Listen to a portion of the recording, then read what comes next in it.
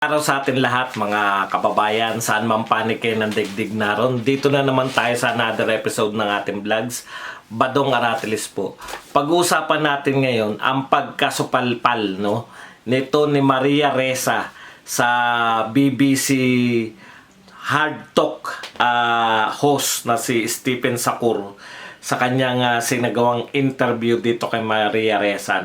Napakaraming instances na sinupalpal nito ni Stephen Sakur itong si Maria Ressa. Yan ang paglilingkod natin, pero bago yan, kung bago ka pa lang dito sa ating channel, napadpad ka lang, mag-subscribe ka na, pakipindot mo na rin yung notification bell dahil ito lang ang tanging channel na may kinikilingan at may pinapanigan.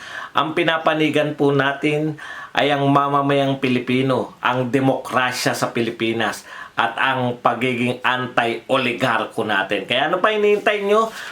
Pindot na! Okay, pag-usapan natin mga kapatid, nakakatuwa naman na siguro eto yung nakita natin na pahiyang-pahiya si Maria Ressa, Sanay po kasi si Maria Ressa na pag ini-interview siya ng mga taga-ibang bansa, mga reporter, yung mga nag-i-interview karaniwan ay hindi po nag-research dito sa nangyayari sa Pilipinas. Pero itong si Stephen Sakur, sa kasawiang palad ni Maria Ressa, well-researched po. Alam niya yung mga datos niya, alam niya yung nangyayari sa Pilipinas, alam niya kung paano sinusuportahan ng mga tao ang ating Pangulong Duterte. Kaya pala, yung mga naengganyo lang. Kaya nagtataka ako minsan, bakit ang lakas-lakas ni Maria Ressa na maghatak, nakakahatak siya ng simpatsya mula sa foreign press.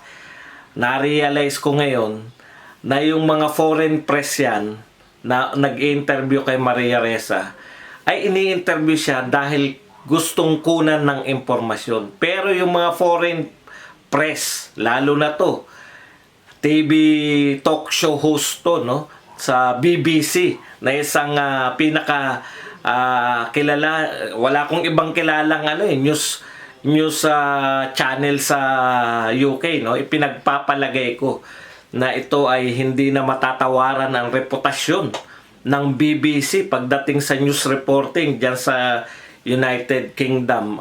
Ano nyo lang ako itama lang ako ng mga viewers nating taga United Kingdom na parang mga otoridad to pagdating sa pagbabalita dyan sa bansa na yan.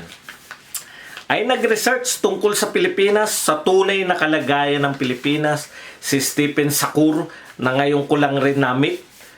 At napahiya po, nagkanda utal-utal sa pagsagot, napapailing.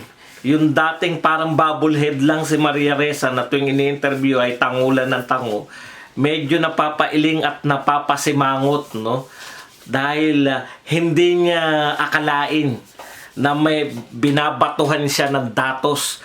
Yung si Maria Ressa na taga-Pilipinas, ang walang datos na dala kundi matatamis na mamumulaklak, mabubulaklak na pananalita lang, samantalang tong BBC host ng Real Hard Talk na si Sakur ay siya pa yung may mga dala ng datos sa Pilipinas, Pag eto pala tinapatan si Maria Ressa ng mga datos na uutal, naghahanap ng mga sasabihin, at sa kasawiang palad parang si Maria Ressa sa kanyang kaapuhap na magandang sasabihin o ikasisira ni Pangulong Duterte, ay maski yung mga basic principle na pinaniniwalaan niya ay binaliktad niya na rin, So iisa-isahin po natin yan, punto per punto, saan po napapahiya ton si Maria Ressa. Ang sinasabi ni Maria Ressa, ang gaganda ng mga, alam nyo, sa totoo lang, nilagay ko yung lugar ko Kung ako hindi taga-Pilipinas at reporter ako at naririnig ko to, tignan nyo mga termino ni Maria Ressa, weaponization of the social media, yung cutting, ano yun, yung sinasabi niya, I'm dying with 1,000 cuts. Mga tipong ganun, na pinapatay siya ng 1,000 hiwa, na napakatindi ng dating na parang aping-api, no?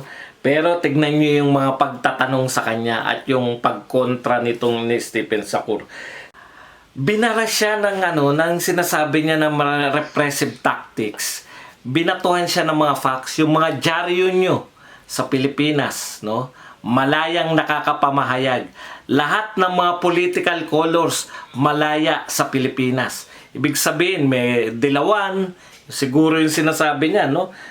All sorts of freedom of expression. Yung sinasabi mo, ito yung i-quote na lang natin, nahihirapan ako all sorts of freedom of expression are now curtailed and eliminated, no? Yung sinasagkaan at tinanggal ang mga freedom of expression sa Pilipinas surely isn't right, no? Sabi ng reporter sa kanya harap-harapan, yan ay malaking kasinungalingan. Ang sabi ng reporter sa kanya, no? Yung sinasabi mo na pinipigilan at nawawala, walang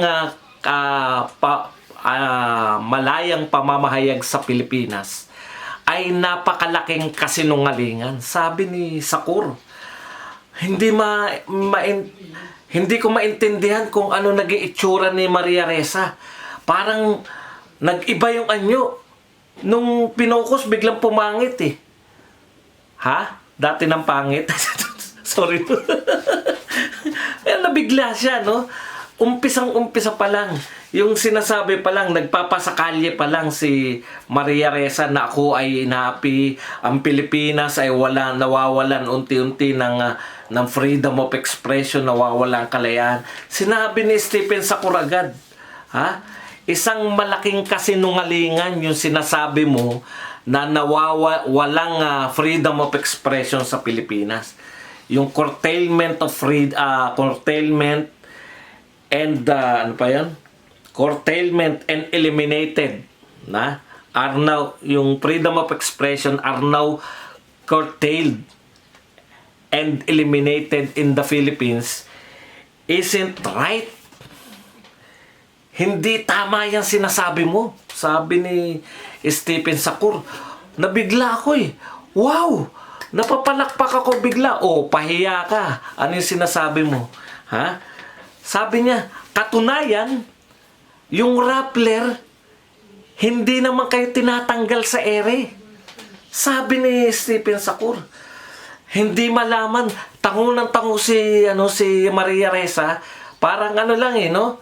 Gumaganong-ganon lang, biglang, pati siya nabigla eh. Hindi niya akalain na babarahin siya ng host na to ng Hard Talk sa BBC, no? Wala nakapagsabi kay Maria Ressa niyan, ha? Na kalokohan yan sinasabi mo, no? Kasinungalingan, hindi tama. Sabi, isn't right. O di kasinungalingan. Sinungaling ka, parang ganun. Kasinungalingan yan. Ang laya-laya nyo sa Pilipinas, katunayan. Ito ang pinakamatinding katunayan, no? Yung Rappler mismo, hindi kayo tinatanggal sa ere. Yun yung pinakamagandang pambara dito kay Maria Ressa na wala daw freedom of expression, na nawawala yung freedom of the press. Dagdag pa natin, katunayan, nariyan pa rin ng Inquirer, Philippine Star, walang pinasasaran dyaryo. Kung may magsasara man dyaryo rito, dahil sa kawalan ng nagbabasa, hindi dahil sa curtailment of freedom. Pahiya, unang punto pa lang, pahiya na kagad. Okay, it's not like in North Korea, sabi pa ng reporter, no? Philippines is not like North Korea, na wala talagang freedom. Yun yung matagal na nating sinasabi. Napakalaya dito, paano naiisip ng iba. Ang nakakapag-isip po pala ng foreign press na wala ng kalayaan dito, yung hindi alam ang sitwasyon sa Pilipinas. Yun na nga, pero yung isang matinong news agency katulad ng BBC, Natingin ko, malaki pondo niyan at yan talagang mula pa nung panahon pa ng digmaan, sikat na yan sa UK, hindi yan magpapaloko, magpapauto sa katulad ni Maria Ressa. 'Di ba? Yung sinasabi ni Maria Ressa sa mga ibang foreign reporters na tinatanggap nila na katotohanan, ibahin mo tong BBC, Maria Ressa. Nagkanda utal-utal siya ngayon kung paano niya sasagutin yon, 'di ba?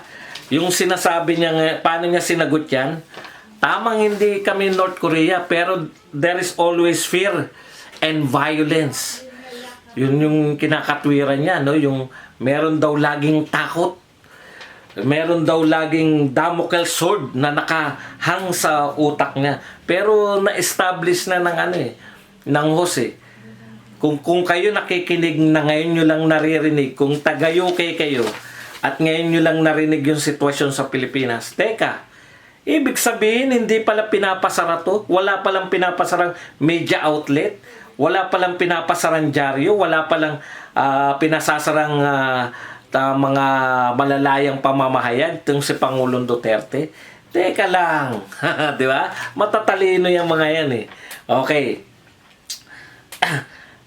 Ito yung sinasabi na niya, no? Ang sinasabi niya ngayon, ito na yung death by 1,000 cuts, no? Walang kamatayan niya. Ilang beses niya nang inulit yan. Death by 1,000 cuts. Bulahin mo, wag ang BBC. Okay. Ito tinanong sa kanya. Okay, Maria, no? Sinasabi mo na merong fear and violence laganap sa Pilipinas, 'di ba? Sinasabi mo na yung drug war ay yung ang binabanggit mo ayaw ng kayo nagsasabi kayo na laganap ang violence at takot sa mga tao. Eto ang tinanong sa kanya. Bakit may 80% approval rating si Pangulong Duterte? Putya giba siya, 'di ba? Bakit may 80%? Kulang pa nga yan, 'di ba? Mas mataas pa talaga yung rating. Kinote pa ni ang galing nitong BBC Jose. Ang sabi pa ni Sakur, yung SWS, siguro naman reputable yan. Tama, hindi pa kilala si Maria Ressa, yung SWS mataas ng pagtingin dyan. Walang politiko na nagsasabi na palpak yung SWS. Pero lang yung matalunan. Pero lahat tayo naniniwala dyan. No? Bakit yung SWS nagsasabi na 80% approval rating ni Pangulong Duterte? Kung totoo na siya ay merong fear and violence, takot ang mga tao, hindi sumusuporta sa kanya. Totoo, sabi ng reporter, totoong may mga nabalitaan kami na mga patayan.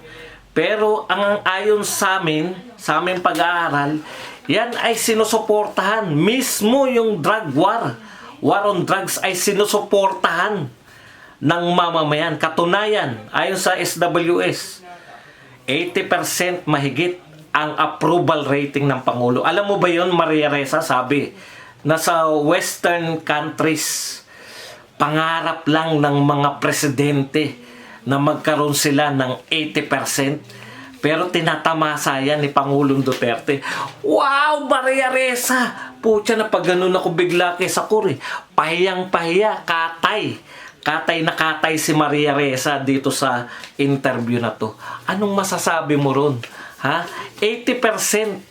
Ayon sa SWS, alam ng mama yung sinasabi niya. Alam niya kung sino yung i-quote niya. Di ba? SWS, pag yan ang kinote mo, talagang walang ku-question na yan ay mapagkakatiwalaang sarbi. Diyos ko, ako tuwan-tuwa talaga habang pinanonood ko. Kumakain ako ng kanin, hindi ko manguya eh. Dahil gusto ko magbunyi. Anong sagot dyan ni Ressa? Kinakailangan niya sagutin eh. Dahil yan sa propaganda machine. Eto na naman sila. No? Eto na naman yung mga sinasabi ni Maria Ressa. Propaganda machine. Ang termino niya dyan, weaponization of social media. Yung dati raw, hindi pa ginagamit yung Facebook, yung social media, YouTube, Facebook. Yan daw ay ginamit na propaganda machine ng Pangulong Duterte. Hindi niya ma-deny na napaka-popular na presidente ni Pangulong Duterte, no? Ang kinakatwiranan niya rito, ginamit yung social media na tama yung sinasabi natin noon pa. Pinatutunayan mo lang yan, Maria Ressa. 'Di ba? Yan yung sinasabi namin na nung nagkaroon na ng social media, may kalayaan na bigla ang mga tao na mag-isip. Dahil may naririnig na sila na ibang paliwanag. Ikaw na nagsabi dahil sa social media, pero mali yung pag-intindi mo ng social media. Ang social media sa kanya ay ginamit na propaganda. Yan yung walang kamatayan nilang sinasabi na ang tanging mga supporter ni Pangulong Duterte ay mga bayarang trolls. Ang tagal ko na, yung mga matagal nang nakasubaybay sa akin, sabi ko nga sa inyo, asa ng bayad, naghihintay ako hanggang ngayon. Si Lenny, yung mga artista, lahat sila, bukang bibig nila, bayaran troll. Alam nyo, mabuti pa sa inyo yung mga artista. Yeah? Napasok sila eh. Na-realize nila na mga totoong tao yung mga supporter ni Pangulong Duterte. Napasok sila. Hindi na umulit-ulit si Cardo, di ba? Na-realize niya na away yung habol mo pag binanata mo si Pangulong Duterte. Yun ang katotohanan, mga kapatid. Nung una siguro, napapaniwala sila na ABS-CBN, walang supporter yan. Bayarang troll lang. Hanggang sa BBC, UK, pinopromote mo yung pagpapaikot mo sa mga artista. Ang kumakagat lang niya, Maria Ressa, yung mga artista ng ABS-CBN. Pero lahat dito sa Pilipinas, alam nila na hindi bayarang troll ang mga supporter ni Pangulong Duterte. Pumunta ka sa palengke, pumunta ka kahit saan. Murahin mo si Pangulong Duterte, subukan mo lang. At makita mo kung sino yung troll at hindi troll. Okay, paano sinagot niyan? Yun nga, dahil yung fear na paano nga daw, katulad daw ngayon, sabi niya, na inutusan niya na merong yung lalabag sa kwarantina, ay barilin. Tapos may 60,000 daw na nahuli. Kung ako nga yung reporter, papalo up ko eh. Sabi mo, shoot them. Ilan ba yung binaril? Ang binanggit mo, 60,000, pero yung hinuli. Ang galing maglaro ng words ni Maria Ressa. Tignan nyo katulad ngayon, paano hindi matatakot ang tao, sabi ni Maria Ressa. Quarantina, bawal lumabas. Pag lumabas ka, may order ang Pangulo, shoot them. Inuutusan daw. Ibig sabihin, pinalalabas niyang mangmang yung kausap niya no? Sabay sasabihin niya, katunayan, may 60,000 na nahuli. O, nahuli. Ibig sabihin, ikaw na nagpatunay na may 60,000 na matitigas na ulo. Nahuhuli sa kwarantina. Nahuhuli dahil nagrarally, dahil sinusuportahan ninyo, sinusuportahan nila Kiko, nagrarally. Yan yung mga nahuhuli. Kaya marami yan. Pero ilan lang yung binaril. Yun yung mga bubunutan yung nag-unahan sila. At saka may kaso na yung mga pulis na yun. Huwag kang wala kang masabi na binaril dahil sa utos. Yun yung sinasabi natin eh. Sabi sa kanya, yung sinasabi mo na yung get real, sabi ng reporter, Maria Ressa, get real. Magpakatotoo ka. Paano mo ipapaliwanag na napaka-popular? Sinasabi kasi, yung naglulubid-lubid na si Maria Ressa, no? Ang marami daw na biktima ng drug war. May sinabi pa siyang thesis eh. Nakalimutan ko lang isulat eh. Ang sinasabi niya kasi, yung mga mayayaman, yung mga hindi gaano apektado, pero mahihirap daw yung apektado ng drug war. Yung war on drugs pala. Yung war on drugs, apektado niyan yung pinakamahirap. Binatuhan naman siya yung paano mo masasabi ngayon? Gusto nga nila. Sinasabi mo na natatakot. Pero ang mga tao, ang sinasabi naman nila, ang sinasabi mo sa amin, Maria, sabi ng reporter, laganap ang takot sa Pilipinas. na yung mga Pilipino natatakot dahil sa war on drugs. Samantalang sa street level, ang galing ng host na to, no? Sa street level daw, ang daming natutuwa, no? Dahil relatively tumahimik ang kanilang tumahimik sa Pilipinas ngayon. Paano mo papaliwanag yan? Hindi niya mapaliwanag yan. Pag hindi niyan kayang ipaliwanag, ang sasabihin lang niya, yun na nga, no? Merong propaganda lang yan ni Pangulong Duterte. Kaya niya napapaniwala. So napunta, yung manufactured, eto yun manufactured consensus. Dahil kaya daw maraming sumusuporta kay Pangulong Duterte, manufactured, ang ganda na sinasabi, no? Manufactured consensus.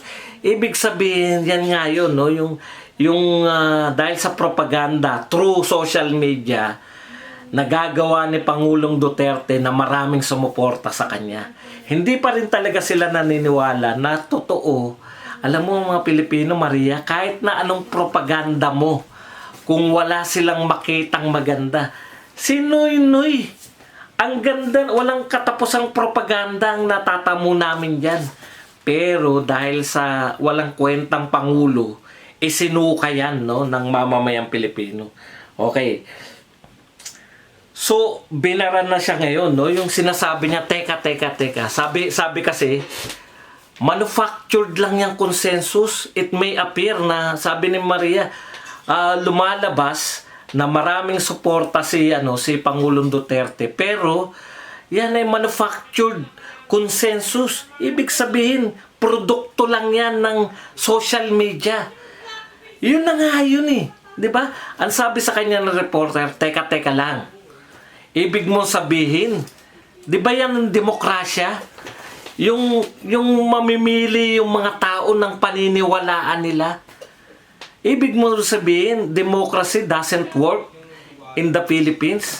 Hindi na siya naniniwala sa demokrasya. Ang sagot niya, democracy is dead in the Philippines. At ito ay pinatay ng social media.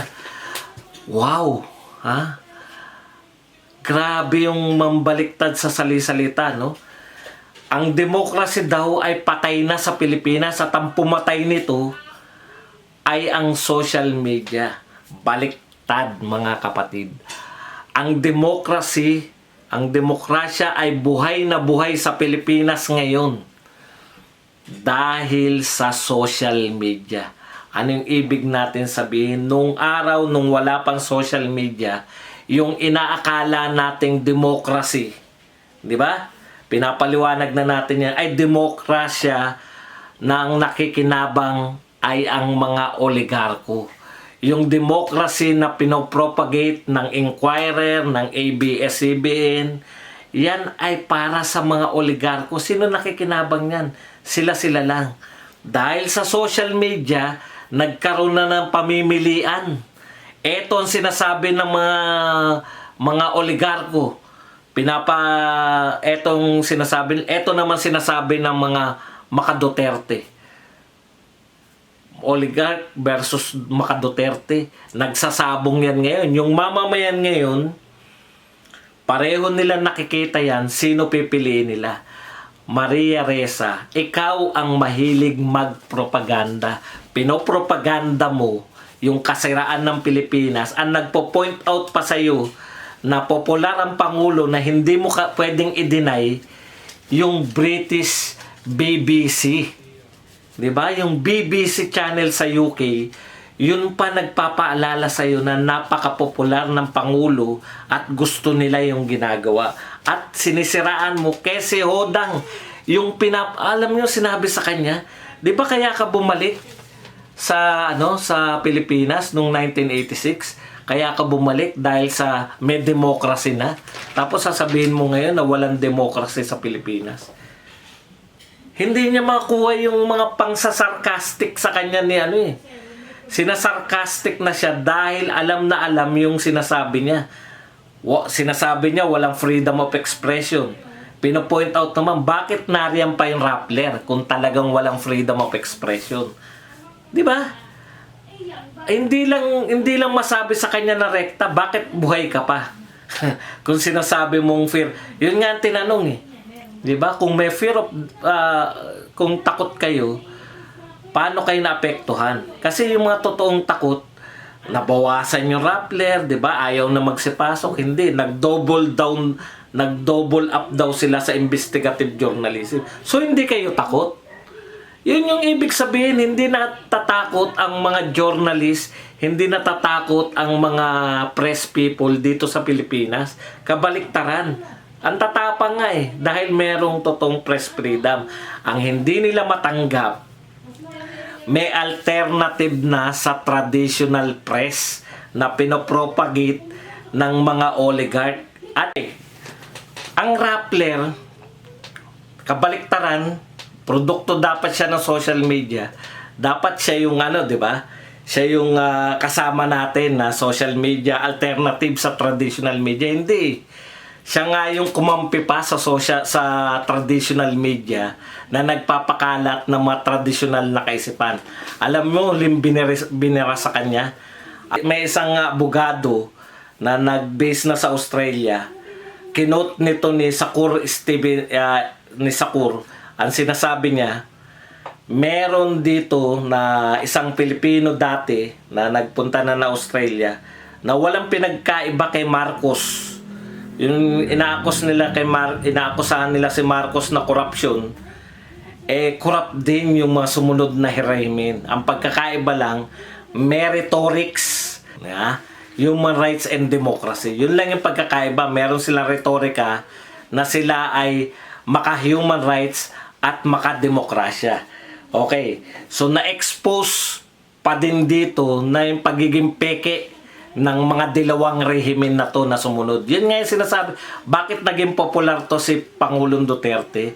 Kasi yun nga yung in-expose niya, no? Yung pagiging peke, yung human rights ng mga rehimen nito mula ng post-EDSA, tinapos yan ni Pangulong Duterte. At dahil demokrasya daw ay patay na, sabi ni Maria Ressa, kita nyo mga kapatid, wala na pong dapat maniwala ngayon. Diniklara niya para lang nagbuhol-buhol na kasi isip ni Maria Ressa eh. Hindi niya masabi yung punto niya eh. Ang sinasabi niya ngayon, ito yung mga pure propaganda na po. Ang sinasabi niya, democracy in the Philippines is dead, no? Ang pumapalit na unti-unti ay fascism. Diyos ko, fascism na ang tawag niya sa Pangulong Duterte. Mga kapatid, eto na po ang pinaniniwalaan ninyo. Yung mahilig makinig kay Maria Ressa, eto na po. Siya na nagde-declare na patay na ang demokrasya sa Pilipinas. Hindi po totoo yan. Sino ngayon na nagpapakalat ng fake news? Kami, ang sinasabi namin, ngayon lang, nung mauso yung social media, ngayon lang po tunay na nagkaroon ng tinatawag nating demokrasya. Bakit? Ang demokrasya po, ang kahulugan ng demokrasya ay rule of majority. Majority po ng Pilipino ay sumusuporta kay Pangulong Duterte at dapat informed ang mamamayan. Ngayon lang po na informed ang mga mamamayan katulad nito. Dati, ang pinakikinggan lang natin pare-parehas, eto tama. Ngayon, may dalawang side lagi tayong pinapakinggan. Manood kayo sa ABS-CBN, Inquirer, Rappler, Philippine Star. At manood kayo sa social media, makikita niyo yung pagbabangga ng ideas. Sino ngayon ang takot sa mga sa market of ideas? Binabaliktad nila. Sinasabi nila si Pangulong Duterte ay takot na nakokontra o sila. Pag kinokontra sila, sinasabi nila democracy is dead. Hindi po totoo yan. Maunlad, mas malaya po mag-isip ang mga Pilipino ngayon dahil dalawa ang pwede nilang pagpilian. Hindi nyo ba napupuna? Dalawa pwede mong pagpilian. Pwede kang maging maka-ABS-CBN, maka-Duterte. Pwede kang maging maka-oligarchs. Pwede kang maka-anti-oligarchs. Lantad na lantad po ngayon. Lahat ng political colors. May dilaw, may pula. Merong Duterte. Pwede kang mamili. nilalantad ngayon kung ano, sa usapin ng mga anti-terror bill, lantad lahat. Ano yung kino-question nila? Bakit nila kino-question? Eto, bakit sila pro? Ngayon lang po nangyari sa kasaysayan ng Pilipinas yan, na maraming pagpipilian ng mga Pilipino. Kaya maraming salamat po, BBC UK. Sana lahat na mag-i-interview kay Maria Ressa ay nag-research tungkol sa Pilipinas at lalabas talaga ang tunay na kalagayan ng Pilipinas. Mag-research lang sila. Ang problema, karamihan ng kanilang nire-research ay galing kay Maria Ressa. Patay tayo dyan. Hanggang dito na lang mga kapatid. Maraming salamat uli, BBC UK, kay Sakur, ang host ng ating Hard Talk, na napakaganda ng pagre-research mo tungkol sa Pilipinas. Hindi ka lang naniwala no sa nagpapakalat ng mga masasamang balita namin, kung hindi kayo mismo sa BBC, mabuhay kayo dahil kayo mismo yung kumuha ng sarili nyong impormasyon. Kayo mismo nagka-ideya kung bakit mahal ng mga tao si Pangulong Duterte. Hanggang dito na lang mga kapatid. Hanggang sa muli natin pagkikita-kita. Dito pa rin sa inyong paboritong tambayan, Isyong Panlipunan, Badong Aratilis po.